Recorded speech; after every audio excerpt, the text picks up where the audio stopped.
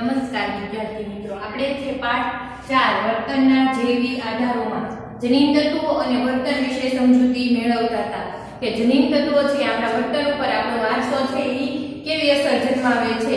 તો જનીન તત્વો જેમાં રહેલા છે એવા આપણે રંગસૂત્રોની માહિતી મેળવી, બરાબર કે 23 રંગસૂત્રો છે આપણને વારસામાં માતા પિતા તરફથી છે ગર્ભાધાન સમયે મળે છે અને એના આધારે આપણો શારીરિક વારસો અને માનસિક વારસો છે એ નક્કી થાય છે। એમાં મોટા ભાગે શારીરિક વારસામાં શરીરનો રંગ, આંખનો રંગ, વાળનો રંગ આ બધા જે છે એ સંક્રમિત થઈ અને પેઢી દર પેઢી વારસામાં જોવા મળે છે।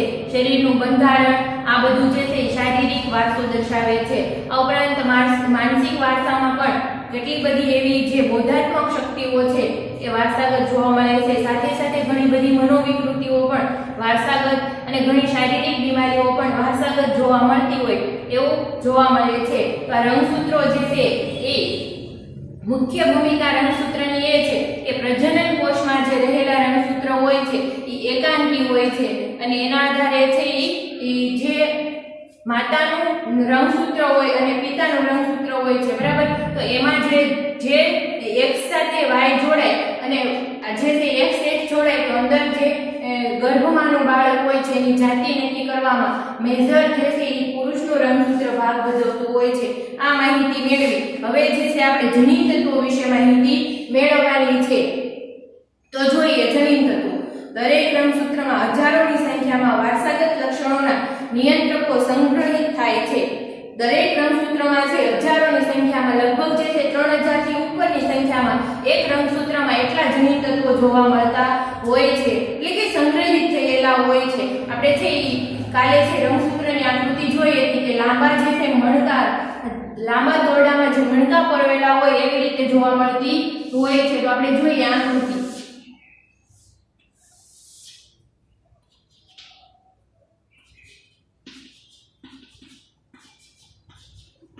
આજે તે ડીએનએ માં રહેલા રંગસૂત્રો દર્શાવે છે જે હજારોની સંખ્યામાં સાંકળ રૂપે રહેલા જોવા મળતા હોય છે। આવી એક આકૃતિ દર્શાવવામાં આવે છે। જનીન તત્વોને શારીરિક અને માનસિક લક્ષણોના વારસાના વાહકો તરીકે ઓળખવામાં આવે છે।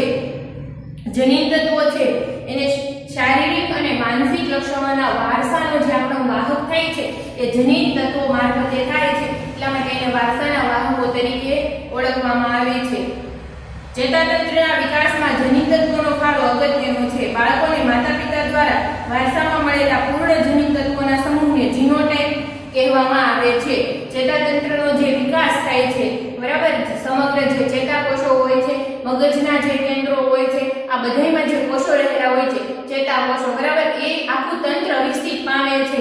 તો ચેતાતંત્રમાં જે છે એ આ વિકાસમાં આ જે વારસો છે એટલે કે જનીન તત્વો છે એનો મહત્વનો ફાળો રહેલો છે। બાળકોને માતાપિતા દ્વારા વારસામાં મળેલા પૂર્ણ જનીન તત્વોના સમૂહને જીનોટાઇપ કહેવામાં આવે છે। બાળકોને જે માતાપિતા દ્વારા વારસામાં એટલે કે પ્રગટ લક્ષણો જે પ્રાપ્ત થાય પૂર્ણપણે એને જીનોટાઇપ તરીકે ઓળખવામાં આવે છે। વ્યક્તિ જેના દ્વારા ઓળખી શકાય છે તે શરીરનું બંધારણ, આંખનો રંગ, વાળનો રંગ, ચામડીનો રંગ વગેરે જેવા અવલોકિત લક્ષણોના સમૂહને ફિનોટાઇપ કહેવામાં આવે છે। કે વ્યક્તિને જેના દ્વારા ઓળખી શકાય છે એક તો શરીરનું બંધારણ, બરાબર, કે આપણે જે છે આપણા 7 પેઢીમાં કોઈ ને કોઈ જેવું છે શરીરનું બંધારણ ધરાવતા હોઈએ છીએ।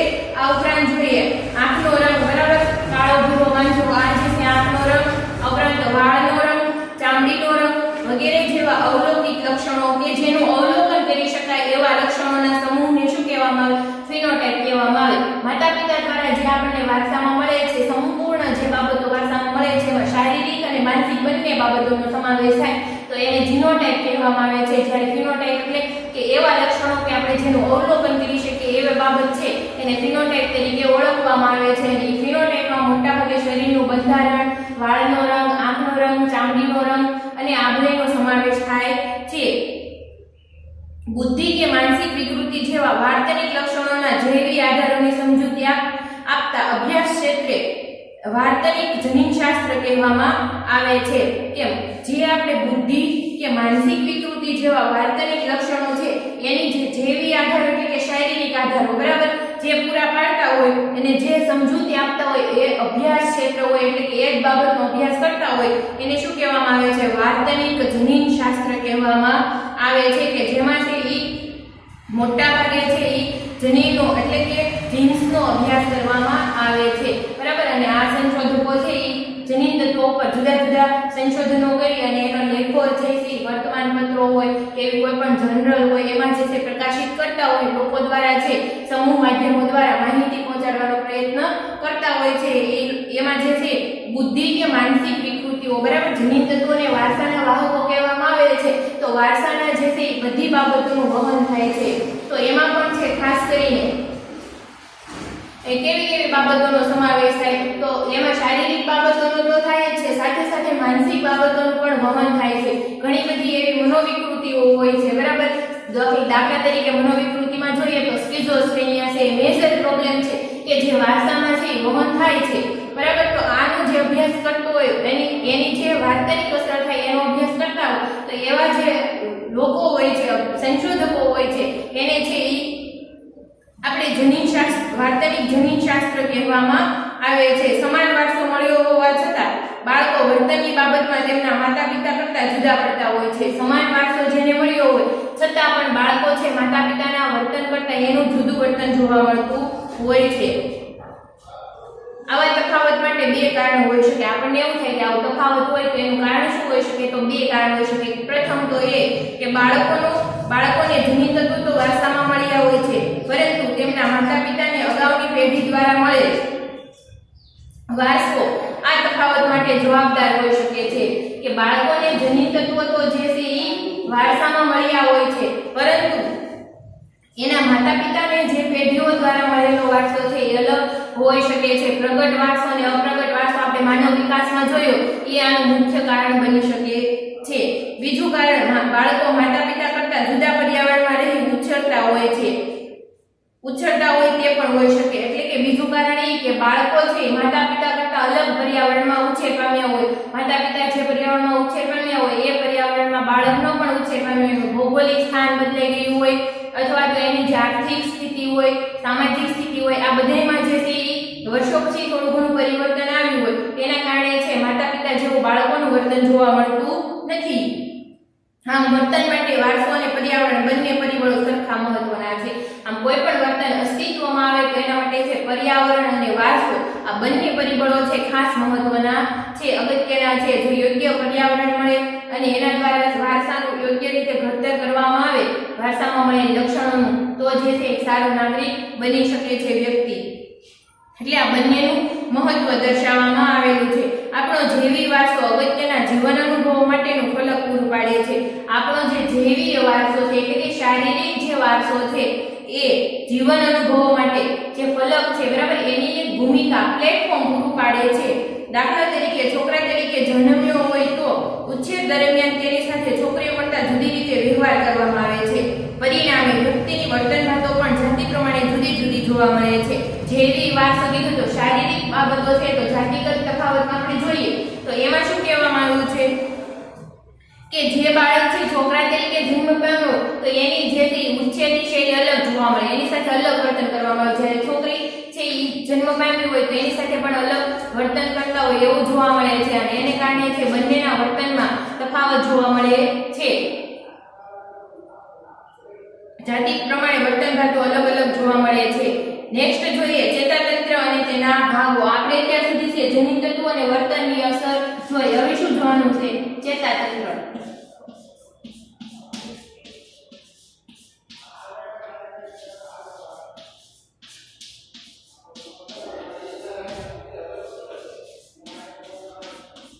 ચેતાતંત્ર અને તેના ભાગો તો એમાં આપણે જોઈ જનીન તત્વો છે શારીરિક બાબતો રંગસૂત્રો અને આ બધું છે શારીરિક વારસાને આધાર આપે છે તો આ ચેતાતંત્ર પણ છે આ જૈવિક વર્તનને આ છે આપણું જે વર્તન હોય એને જૈવિક આધાર પૂરો પાડે છે તો કેવી રીતે પાડે તો આપણે છે ચેતાતંત્ર વિશે માહિતી મેળવવાની ચેતાતંત્રના કેટલા ભાગ છે એના વિશે માહિતી મેળવવાની અને એ ભાગની કામગીરી શું છે આપણા શરીરમાં અથવા તો એ વર્તન પાછળ જવાબદાર કયા કયા ભાગો છે અને કેવી કેવી જે ચેન્જીસ આપણામાં જન્માવે છે એ આપણે જોઈએ શરીરની દરેક પ્રક્રિયાઓનું નિયંત્રણ ચેતાતંત્ર દ્વારા થાય છે.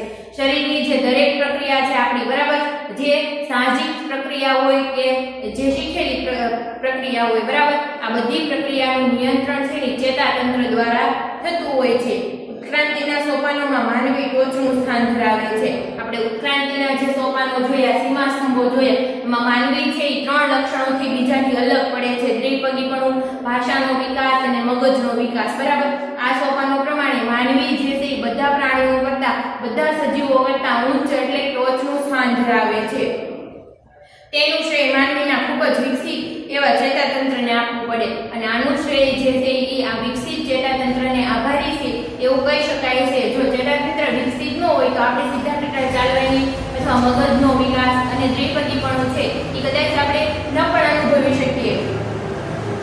ચેતાતંત્ર એક સળંગ એકમ તરીકે કાર્ય કરે છે. ચેતાતંત્ર છે એક સળંગ એકમ તરીકે કાર્ય કરે છે, પરંતુ અભ્યાસની સરળતા ખાતર તેના જુદા જુદા વિભાગો પાડી અભ્યાસથી દરેક વિભાગની રચના તથા કાર્યની સમજૂતી મેળવીશું. પરંતુ જો ચેતાતંત્ર તેનું કાર્ય તો સળંગ છે, પરંતુ આપણને જે અભ્યાસમાં સરળતા પડે એટલા માટે ચેતાતંત્રના 2 વિભાગ પાડવામાં આવેલા છે અને દરેક વિભાગને વિગતવાર સમજીશું. તો પહેલો વિભાગ છે કેન્દ્રીય ચેતાતંત્ર અને બીજો છે પરિવર્તી ચેતાતંત્ર.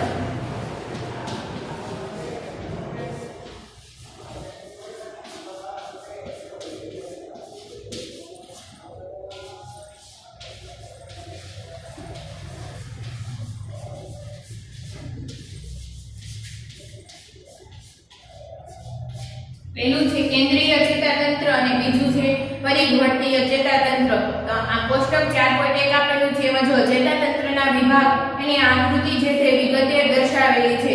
કેન્દ્રીય ચેતાતંત્રમાં શેનો સમાવેશ થાય છે? તો મગજ અને કરોડરજ્જુ.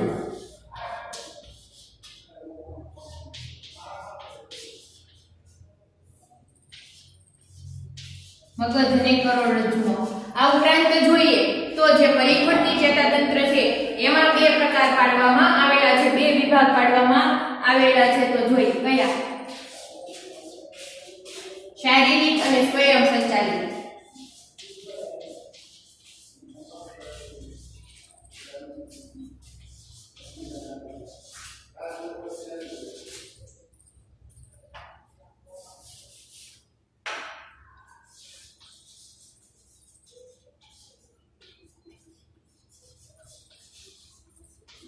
શારીરિક ચેતાતંત્ર અને સ્વયં સંચાલિત ચેતાતંત્ર. એમાં છે શારીરિક ચેતાતંત્રના એક વિભાગ નથી, પરંતુ સ્વયં સંચાલિત જે ચેતાતંત્ર છે એના 2 વિભાગ પાડવામાં આવે છે અને આ 2 વિભાગો જે છે એના આધારે આપણા શરીરનું મોટા ભાગનું નિયમન થતું હોય એવું જોવા મળે છે. એક તો છે અનુકંપી ચેતાતંત્ર અને બીજું છે પરાનુકંપી ચેતાતંત્ર.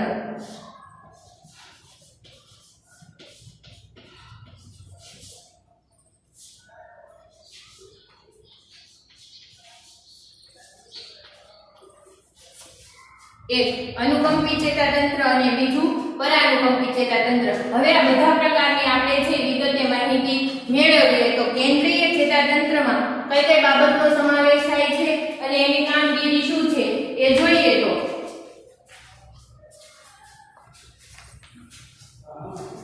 કેન્દ્રીય ચેતાતંત્ર દરેક પ્રકારની ચેતાકીય પ્રવૃત્તિઓનું કેન્દ્ર છે. કેન્દ્રીય ચેતાતંત્ર શું છે? દરેક પ્રકારની જે ચેતાકીય પ્રવૃત્તિ થાય છે એનું કેન્દ્ર જે છે આને કેન્દ્રીય ચેતાતંત્ર, એટલે એનું નામ જ કેન્દ્રીય ચેતાતંત્ર છે. બરાબર કે દરેક જે ચેતાકીય પ્રવૃત્તિ થાય એનું મુખ્ય કેન્દ્ર કયું છે? કેન્દ્રીય ચેતાતંત્ર છે. તે મગજ તરફ આવેલા સંદેશાઓ, વિચાર પ્રક્રિયાઓ, નિર્ણય પ્રક્રિયા તેમજ શરીરના જુદા જુદા અવયવો તરફ જતા સંદેશાઓને સંકલિત કરવાનું કાર્ય કરે છે. કેન્દ્રીય ચેતાતંત્રનું કાર્ય શું છે કે મગજ તરફ આવતા સંદેશાઓ. મગજ તરફ આવતા સંદેશાઓ એટલે કેવા? કે આપણી જે 5 જ્ઞાનેન્દ્રિયો છે, બરાબર, એના દ્વારા આપણને કંઈક ને કંઈક સંવેદન થાય છે, કંઈક ને કંઈક અનુભવ થાય છે બાહ્ય જગતનો, બરાબર, એને સંવેદન કહેવામાં આવે છે. તો આ જે સંદેશો, દાખલા તરીકે આપણે પગમાં કાંટો વાગ્યો તો ત્વચા સંવેદન થાય, દર્દ, પીડાનું, બરાબર, તો એ સંદેશો જે છે મગજ સુધી પહોંચાડવો અને કાંટા પરથી પગ લેવો એવી પ્રતિક્રિયા આપવી. તો આનું વહન, જે સંદેશાનું વહન જે છે મુખ્ય તો એ ક્યાં થાય? વિચાર પ્રક્રિયા છે. આ ઉપરાંત છે એ નિર્ણય પ્રક્રિયા છે. તેમાં શરીરના જુદા જુદા અવયવો તરફથી જતા સંદેશા સંકલિત કરવા એટલે ભેગું કરવાનું કાર્ય જે છે આ કેન્દ્રીય ચેતાતંત્ર કરે છે, ક્યાં મગજમાં થાય અને એનું વહન ક્યાં થાય કરોડરજ્જુ દ્વારા. આપણે શરીરમાં જે છે 32 મણકાવાળી છે કરોડરજ્જુ આવે છે બરાબર. એના કારણે જ આપણે સીધા ટેટા ઊભા રહી શકીએ છીએ બરાબર. આપણે પીઠનો આ પીઠ જે છે સીધી ટેટા છે એની પાછળનું કારણ પણ કરોડરજ્જુ જોવા મળે છે. સંકલિત સંદેશાઓને સંકલિત કરીને ભેગા કરવાનું અને એમાંથી વિચાર કરવાનો, નિર્ણય કરવાનો આ બધું કાર્ય જે છે કેન્દ્રીય ચેતાતંત્રમાં થાય છે. કેન્દ્રીય ચેતાતંત્ર મગજ અને કરોડરજ્જુનું બનેલું છે. કેન્દ્રીય ચેતાતંત્રના જે બે મહત્વના અવયવો હોય તે કયા છે? મગજ અને કરોડરજ્જુ છે બરાબર. આપણા શરીરમાં સૌથી વધારે મહત્વની ભૂમિકા ભજવનારા બે અવયવો કહી શકાય તો જોઈએ. માનવ મગજનો વિકાસ હજારો વર્ષોથી થતો રહ્યો છે અને આ વિકાસની આ પ્રક્રિયા હજુ પણ ચાલુ જ છે. માનવ મગજનો વિકાસ હજારો વર્ષોથી થતો રહ્યો છે. આપણે ઉત્ક્રાંતિવાદમાં જોયું બરાબર. અને હજી આ પ્રક્રિયા છે નજીવા પ્રમાણમાં પણ ચાલુ જ છે અને ચાલુ જ રહેશે એવું કહી શકાય છે. માનવ મગજ અને અન્ય સજીવોના મગજની તુલના આકૃતિ 4.1 માં દર્શાવે છે. આપણે માનવ મગજ અને અન્ય સજીવોના મગજની તુલના જોઈએ. એમાં સરીસૃપ છે, આ ઉપરાંત જળસ્થળ છે, આવા બધા પ્રાણીઓ જોયા, માછલીનું મગજ છે બરાબર, ચિમ્પાન્જીનું મગજ, આ બધી છે તુલના આપણે આકૃતિ 4.1 માં જોઈ. તો માનવ મગજનું કદ શરીરના વજન અને શરીરના મગજના વિશિષ્ટ સ્નાયુઓની પ્રમાણની દ્રષ્ટિએ અન્ય કોઈ પણ સજીવ કરતાં ખૂબ જ વિકસિત છે.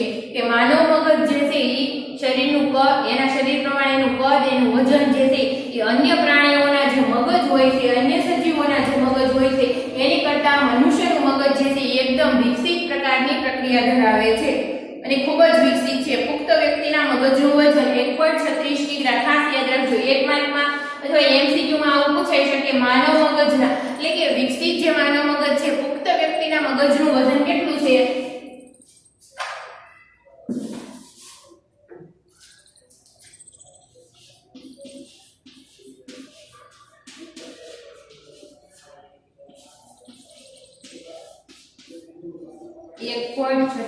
કિગ્રા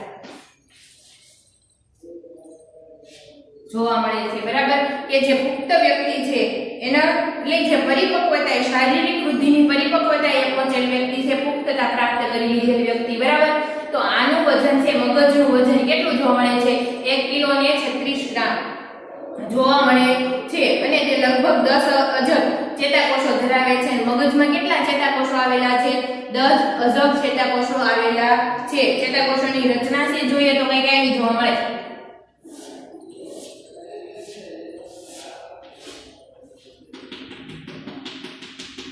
આ છે એક ચેતાકોષ છે, આને સૂક્ષ્મદર્શક યંત્ર દ્વારા જોઈ શકાય બરાબર. આનું કદ જે છે એકદમ નાનું જોવા મળતું હોય છે. આ ચેતાતંતુ છે.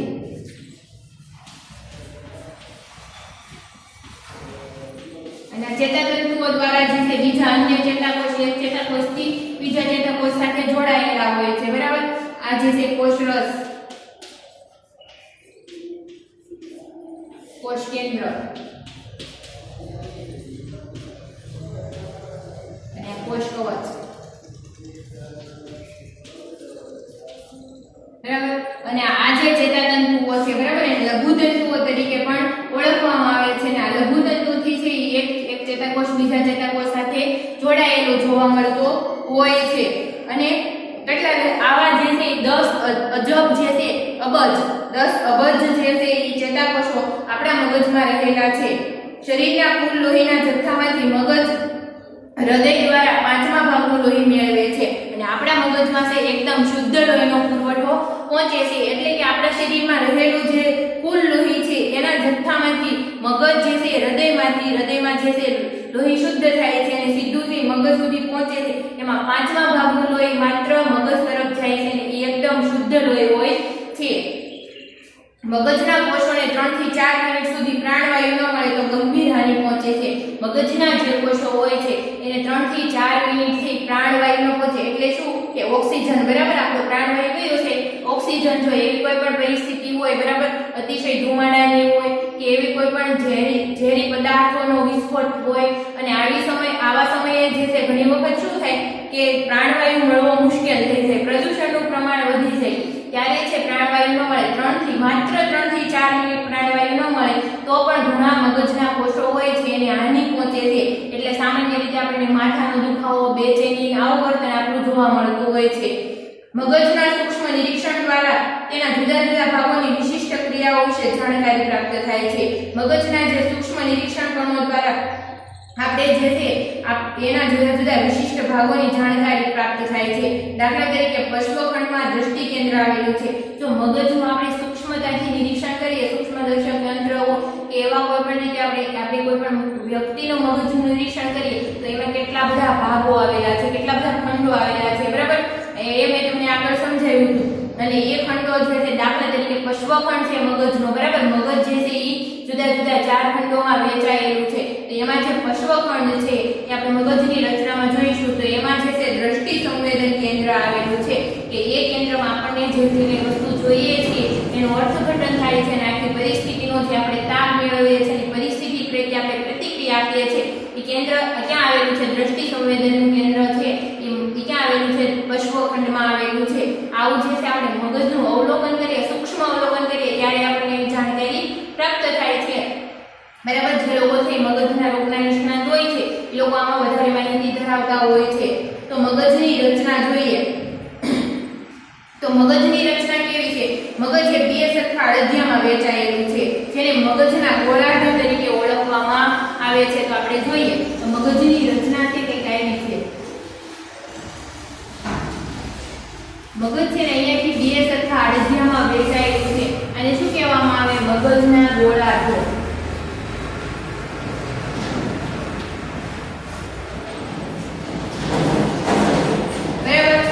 મગજના ગોળાર્ધો કહેવામાં આવે છે. મગજના બહાર ઢંકાયેલા ભાગને મસ્તિષ્ક છાલ કહેવામાં આવે છે. તો આ મસ્તિષ્ક છાલ છે ને એ ચેતાકોષની બનેલી હોય ને મસ્તિષ્ક છાલ ચેતાકોષના ભૂખરા રંગના હોય છે તેથી તેને ભૂખરા પદાર્થ તરીકે પણ ઓળખવામાં આવે છે. જો આ જે ગોળાર્ધોને ઢાંકે છે એને શું કહેવામાં આવે છે? મસ્તિષ્ક છાલ કહેવામાં આવે છે. અને આ છે ને ચેતાકોષનો રંગ કેવો હોય? ભૂખરા રંગનો હોય. એટલે આને જે છે મસ્તિષ્ક છાલને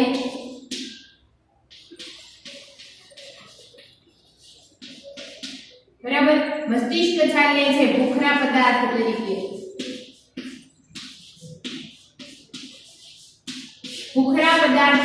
પણ ઓળખવામાં આવે છે. જે મગજના જે ગોળાર્ધો હોય છે આ ગોળાર્ધોને ઢાંકે છે અને ચેતાકોષની બનેલી હોય છે અને ચેતાકોષનો રંગ જે છે ભૂખરો હોય છે એટલા માટે એને ભૂખરા પદાર્થ તરીકે પણ મસ્તિષ્ક છાલને ઓળખવામાં આવે છે. ઉત્ક્રાંતિના આરંભથી અત્યાર સુધી મગજના વિકાસમાં 3 સ્પષ્ટ વિભાગો જોઈ શકાય છે, બરાબર. ઉત્ક્રાંતિથી જે શરૂઆત થઈ ત્યારથી અત્યાર સુધી મગજનો જે વિકાસ છે એમાં સ્પષ્ટ 3 ભાગો જોઈ શકાય છે. તો પહેલો ભાગ કયો છે? મગજ સ્કંદ અને નાનું મગજ. બીજો છે સીમાવર્તી તંત્ર. ત્રીજું છે મોટું મગજ અને મસ્તિષ્ક છાલ. મુખ્ય 3 ભાગોમાં વહેંચવામાં આવે છે. તો મગજ સ્કંદ અને નાનું મગજ જે છે એની રચના કેવી રીતે છે આપણે એ જે છે આવતા લેક્ચરમાં માહિતી મેળવીશું. અત્યારે માત્ર એટલું યાદ રાખવાનું છે કે માનવ મગજનું વજન છે એ પુખ્ત વ્યક્તિનું કેટલું હોય? 1.36 કિગ્રા, બરાબર. અને એમાં છે 10 અબજ જેટલા છે ચેતાકોષો રહેલા હોય છે. આ ઉપરાંત કેન્દ્રીય ચેતાતંત્રના ભાગો, પરિભ્રમી ચેતાતંત્રના ભાગો આ જેમ જેમ આવતું જાય છે એમ આપણે ડીપમાં માહિતી લઈશું. પણ આ જે છે મગજની રચના એમાં મગજ સ્કંદ અને જે છે નાનું મગજ એની રચના વિશે આપણે કાલે માહિતી મેળવીશું. આભાર.